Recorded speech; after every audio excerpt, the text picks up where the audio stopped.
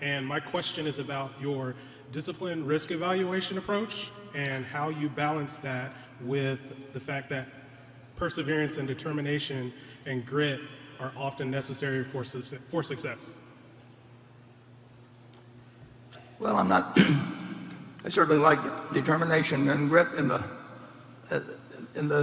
with the people we work for, but we don't have any formula that evaluates risk, but we certainly make our own calculation of risk versus reward in every transaction we do. And it's true whether it's marketable securities, that's true whether it's private investments, that's true whether it's making an investment in a business.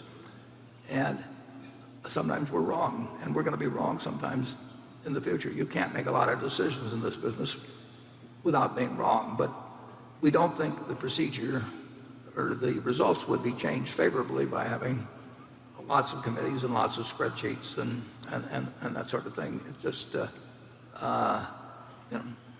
if I had a group under me, they would try and figure out what I wanted the answer to be, and they would tell me what I wanted to hear. And I've watched that approach at 20 public companies, and what the CEO wants to do, they may spend a lot of time getting there, but the investment banker gets there, and the internal committees get there, or the internal operations get there. The calculations are it's the same as the insurance business with a G. A G gets calls on insurance deals, and you have to think through that deal. The main thing is, are you reasonably sure that you know what you're doing? And it gets past that hurdle, then we go on to figure out the math of gain versus loss and how much loss we can afford to take in anything. And we're willing to take what sound like large losses if we think that the rewards are more likely and proportional. Charlie? I got nothing. Yeah, it's very disappointing. We have no formulas around Berkshire.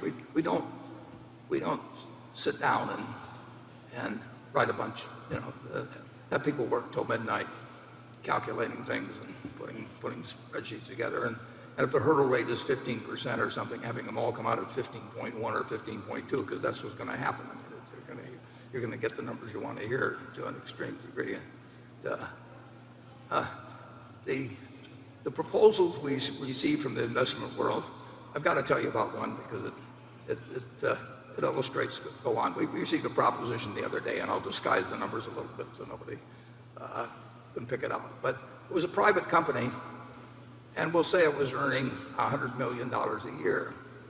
But the seller of the business and the investment banker suggested that we should look at the earnings as being $110 million a year, because as a private company, they had to pay their top people in cash, which was expensed, but we could pay them in stock options and things like that, which weren't expensed or were explained as not really counting, and therefore we could report $110 million if we gave away something we didn't want to give away. But essentially by sort of lying about our accounting, we could add $10 million to earning, and they wanted us to pay them because they couldn't do it and we could do it, and therefore at this point they're losing me, of course, totally. But it's just astounding the accounting games that are played. All the adjustments are why the place will be earning more than before. It's a business. We also had one that came in from a private equity firm, and by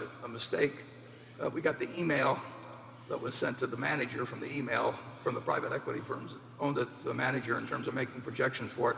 And they told him to add 15% because they say Buffett will discount it by 15% or 20% anyway.